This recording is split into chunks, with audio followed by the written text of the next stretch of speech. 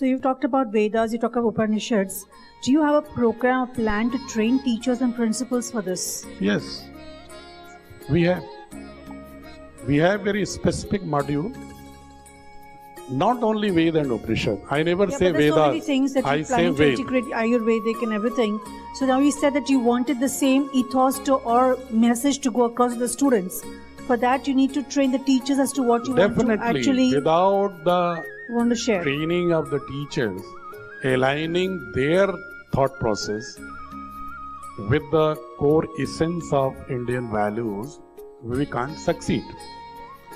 So we have module of that, not only for teachers, even those schools who will be affiliated with us. We have developed a model of orientation of guardians also. कि अगर वो guardian को ऐसा ना हो कि हम बच्चों को यहाँ वैदिक फिलॉसफी पढ़ा रहे हैं कि सब कुछ में ईश्वर है, सब कुछ समानता है, वो कॉन्सेप्ट बताएं, वहाँ घर पर जाते हैं उसको समझाने लगे कि तुम ब्राह्मण हो, तुम ठाकुर हो, रोज उसके दिमाग में भरता रहे तो फिर तो यहाँ का 6 घंटे भारी पड़ जाएगा, वहाँ का 18 घंटे। तो इसलिए हम उनको भी पहले अलाइन करने की कोशिश करेंगे कि तुम भारत को समझो, भारत के दर्शन को समझो, इन विकृतियों से मत चिपको। वो ही मॉड्यूल है।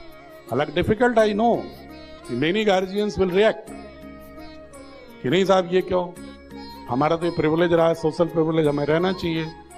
बट ग्रेजुअली उसको हमें एनिहिलेट करना है, उस तरह की माइंडसेट को। तो इसलिए उनके लिए भी बनाया है। और not only Veda Upanishad, madam.